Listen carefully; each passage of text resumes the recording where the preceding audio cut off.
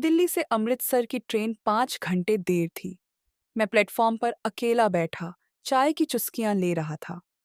मेरी पसंदीदा किताब अल्केमिस्ट मेरी गोद में खुली थी, लेकिन बारिश की बूंदों ने मेरी सोच को कहीं और भटका दिया। आसमान काले बादलों से भरा था और ट्रेन आने का कोई अंदाजा नहीं था।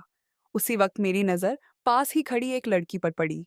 नीली साड़ी पहने, अपने बैग को संभालते हुए वह बार बार अपने मोबाइल पर समय देख रही थी। उसके चेहरे पर बेचैनी थी, जैसे वह किसी जरूरी काम के लिए देर कर रही हो। कुछ देर बाद उसने मेरी तरफ देखा। उसकी आंखों में झलकते आंसू मेरे दिल को चीर गए। मैंने झिझकते हुए उससे पूछा, कोई परेशानी है? मैं मदद कर सकता हूँ। उसने मुझे देखा और कुछ देर चुप रही। फिर बोली, मेरी दादी बहुत बीमार हैं।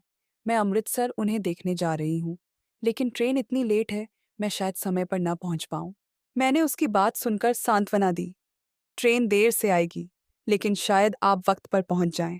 विश्वास रखिए। उसने सिर हिलाया, पर उसकी आंखों से दर्द साफ झलक रहा था। मैंने उसे चाय का ऑफर दिया। हम दोनों ने बारिश की उस सुहानी शाम में चाय के साथ अपनी कहानियां बांटनी शुरू की। उसने बताया कि वह अकेली रहती है और उसकी दादी ही उसका सहारा है।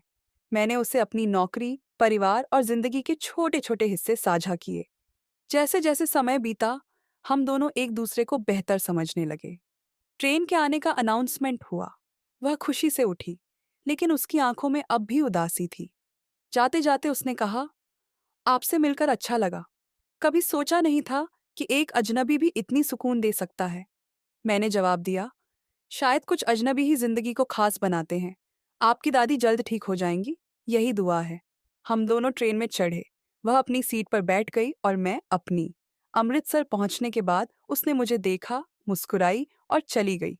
उसके जाने के बाद मैं महसूस कर रहा था कि उस अधूरी मुलाकात ने मेरी जिंदगी में एक यादगार कहानी जोड़ दी।